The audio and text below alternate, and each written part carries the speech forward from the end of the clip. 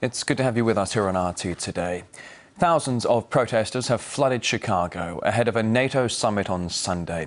A huge showdown is expected later, with the police already on high alert. Around a dozen activists were arrested on the eve of the gathering. They were charged with conspiracy to cause terror. In Chicago was RT's Anastasia Churkina. The windy city of Chicago. Turned sunny, turned paranoid. The hometown of the U.S. president plays host to this year's NATO summit. NATO is a U.S.-commanded military alliance responsible for wars and war crimes on a global basis. Already the most watched city in the U.S.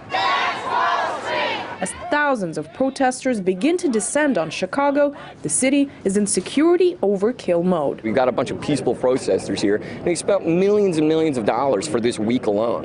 I mean, it's absolutely absurd. Police have reportedly preemptively raided the homes of protest organizers. They battered down a door and made several arrests, and we believe these are politically based arrests.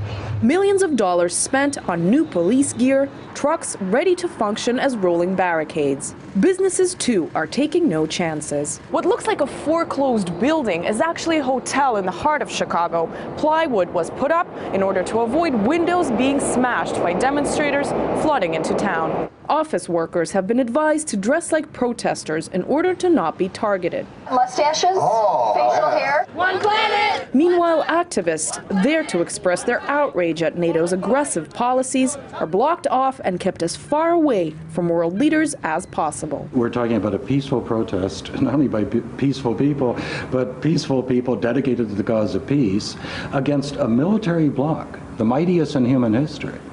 And they are being portrayed as the force that needs to be protected. While officials brace for riots, know your rights trainings for demonstrators. It targets in their mind that you know your rights. Meetings and street action against the military bloc kick off. NATO as an organization no longer has a mandate. Occupy Chicago denies and demands that NATO disband. They have no more purpose. They're spending our taxpayer dollars on wars and to bomb and destroy and murder civilians all over the world. With Afghanistan top of the leaders' agenda, protesters say it's time to put an end to the warfare at once. The only reason we're still in Afghanistan is for rare earth minerals and opium. It's the same reason, the only reason we went into Iraq was to secure oil fields for American oil companies. These are purely economic wars that are sold to the American public purely on propaganda. It's garbage. Demonstrators want the money pumped into the summit and its security to be spent on real needs. There is a pro-peace majority in the United States. We oppose war.